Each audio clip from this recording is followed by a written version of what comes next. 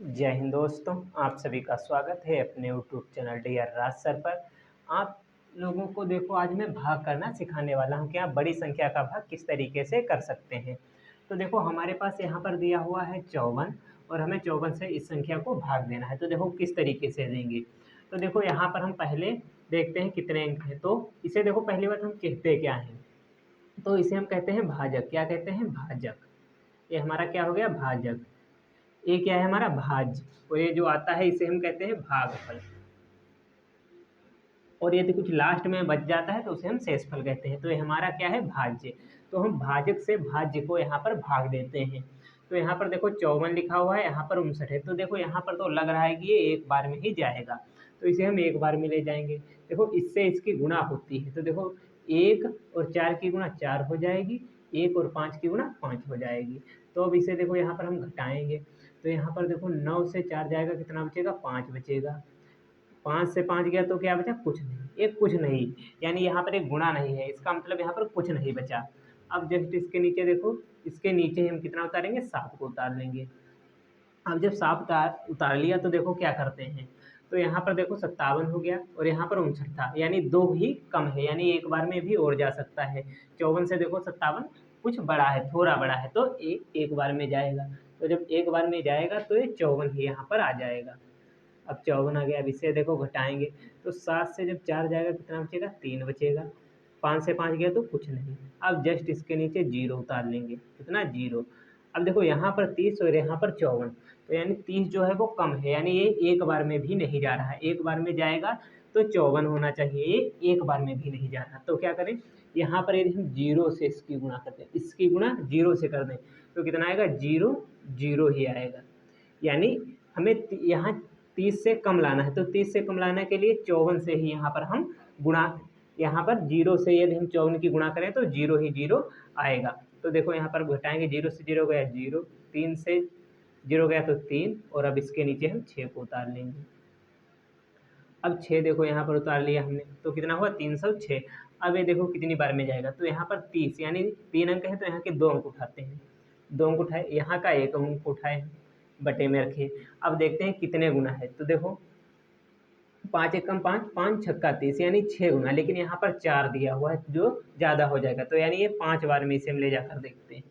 तो जब देखो 5 बार में ले जाएंगे तो देखो 5 और 4 की गुणा, 5 चौको 20 का 0 आ जाएगा। यहाँ से लगा हमारे पास 2। अब देखो 5 5 की गुणा कितनी हो जाएगी? 25, पचम 25, और 2 हासिल 27 हो जाएगा। अब क्या करते हैं, यहाँ घटाएंगे। 6 से 0 गया, 6 बचा। और यहाँ पर देखो 0 से 7 जाएगा नहीं, तो एक दहाई लेंगे, यहाँ पर हो जाएगा 10। अब देखो 10 से 7 गया, कितना बचा? 3। यहाँ पर एक इधर चला गया, कितना बचा? 1।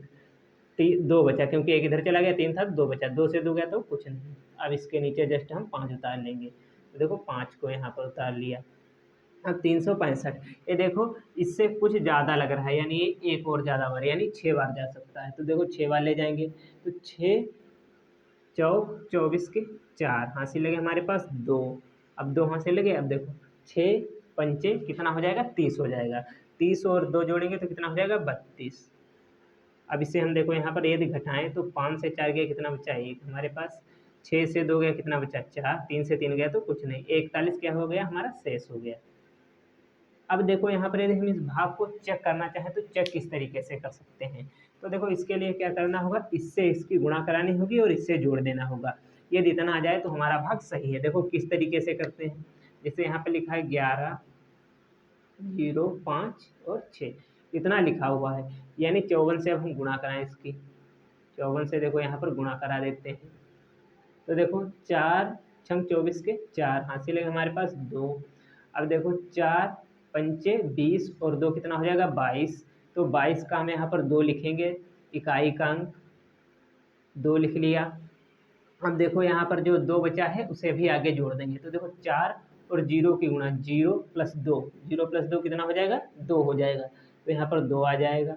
यानी इसका मतलब ये हुआ कि हम यहाँ पर यदि आगे 0 दिया हुआ तो वो संख्या पूरी लिख सकते हैं। जैसे देखो 4 पंचे 20 और 2 22 हुआ था, देखो 22 ही आया। 4 और 1 की गुणा 4, 4 और 1 की गुणा 4 हो जाएगा। देखो अब हमने 4 से गुणा कर लिया। अब यहाँ पर देखो 5 से गुणा करेंगे, एक स्थान छोड़ के हम 5 से गुणा करेंगे। अब जब 5 से गुणा करेंगे तो देखो पहले इससे इसकी गुणा होगी, तो 5 छक्का 30 हुआ, 30 हुआ, 30 का हम 0 लिखेंगे यहाँ पर, हाथ से लगे 3 हमारे पास। अब 5 की गुणा 25 से कराएंगे, 5 से कराएंगे तो देखो पचम 25 और 3 कितना हो जाएगा 28, तो 28 का 8 लिखेंगे यहाँ पर, 8 लिख लिया, बचे हमारे पास 2 और 0 आगे है तो 2 ही लिख दो। अब 5 और 1 की गुणा 5, 5 और 1 की गुणा 5। अब देखो यहाँ पर इसे हम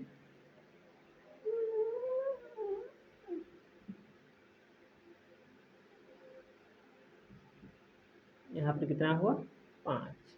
अब देखो क्या करना है हमें, यहाँ पर 41 जोड़ना भी तो है, तो इसे हटाते हैं पहले, अब 41 जोड़ लेते हैं, प्लस 41।